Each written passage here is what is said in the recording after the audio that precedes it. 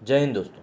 बंगाल में हो रही हिंसा को लेकर ममता बनर्जी की जो आलोचना हो रही है वो चौतरफा हो रही है, लेकिन इसको लेकर ममता बनर्जी के पास बिल्कुल भी जवाब मौजूद नहीं है। हालांकि कंपनसेशन की घोषणा उन्होंने कर दी, लेकिन उसके बाद भी जो हिंदू समाज था वो इस बात को लेकर काफ़ी ज़्यादा आक्रोशित था कि बंगाल में भाजपा कार्यकर्ता तो ठीक, लेकिन उसके साथ साथ वहाँ पे मतलब हिंदुओं को भी इतना ज़्यादा टारगेट किया जा रहा है कि बस ऐसा लग रहा है कि बस सभी लोग भाग भाग कर आसम की तरफ जा रहे हैं। काफ़ी ज़्यादा तादाद में इस तरह की खबरें निकल कर सामने आ रही थी कि वहाँ पर एक समुदाय दूसरे समुदाय के ऊपर इस तरीके से हमला कर रहा है। इस बीच में पब्लिक ये सवाल कर रही थी सरकार से, केंद्र सरकार से, कि आखिर जब आपको इतनी बड़ी तादाद में सीट देकर केंद्र सरकार में बिठाया गया है तो फिर आप अपने लोगों की रक्षा क्यों नहीं कर रहे हैं।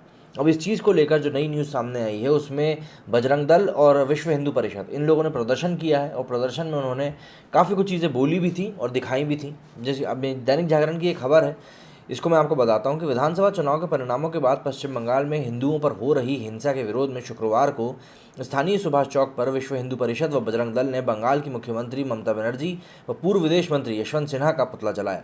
शारीरिक दूरी का पालन करते हुए एवं कोविड गाइडलाइन का पालन करते हुए विहिप व बजरंग दल के 4-5 कार्यकर्ता जमकर नारेबाजी करते हुए सबसे पहले ममता बनर्जी व यशवंत सिंह की तस्वीरों पर कालिक पोत कर व पुतला दहन किया।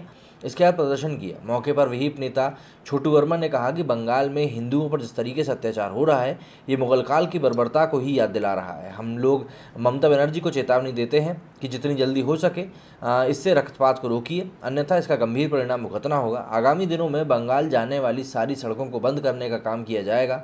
बजरंग दल के नेता दीपक मिश्रा ने कहा कि अब समय आ गया है कि हिंदू समाज को अपने हित और अहित की पहचान करके वोट करना पड़ेगा। बंगाल में इतने सारे हिंदुओं का कत्ल हुआ, कई महिलाओं से बलात्कार हुआ, कई घरों में आग लगा दिया गया, मगर हिंदुस्तान की पूरी विपक्षी दलों का बयान हिंदू समाज के बचाव में नहीं आया। इससे ममता बनर्जी के गुंडों का मनोबल ऊंचा हुआ और इतनी गुंडागर्दी बढ़ गई कि अब समय आ चुका है कि हिंदू समाज भी अपने और पराये की पहचान करके चुनाव में वोट करे, तभी हमारा अस्तित्व और अभिमान जिंदा रहेगा। इसके अलावा ये घोषणा भी की गई, यशवंत सिन्हा यदि अभी रामगढ़ की धरती पर कदम रखते हैं तो उनका पोस्टर विरोध किया जाएगा। और मौके पर महेंद्र ठाकुर व रॉकी नायक भी मौजूद थे। और इस खबर के सामने आने के बाद से ही लगातार इस बात को लेकर खबरें और भी बढ़ती जा रही हैं कि जो व्यापक तौर पर कदम उठाए जा रहे हैं कि किस तरीके से बंगाल में जो कि हिंसा को रोकी जाए, उनको बल मिलेगा, क्योंकि लोगों का कॉन्फिडेंस इस समय गिरता जा रहा है। सरकार के ऊपर भरोसा, एक ट्रस्ट जो था वो गिरता जा रहा है कि भाई सरकार जो है आखिर वो किसी भी तरीके से बड़े कदम क्यों नहीं उठा रही है और क्यों इस चीज़ में वो लगातार नाकाम साबित हो रही है। ये सवाल बार बार पब्लिक पूछ रही है, लेकिन इसका जवाब किसी के पास मौजूद नहीं है।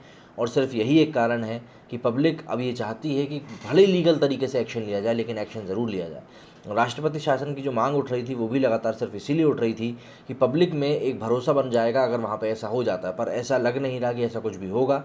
ना ही नरेंद्र मोदी इसको लेकर कुछ बोल रहे हैं, ना ही अमित शाह इसको लेकर कुछ बोल रहे हैं। हाँ, हालांकि कड़ी निंदा इन लोगों ने ज़रूर करी, लेकिन वो निंदा लोगों को रास नहीं आ रही और लोग अब बस यही बोल रहे हैं कि हमको कॉन्सिक्वेंसेस, हमको परिणाम देखने, हमको बातें नहीं सुननी। मेरे इस वीडियो में फिलहाल इतना ही। जय हिंद, जय भारत।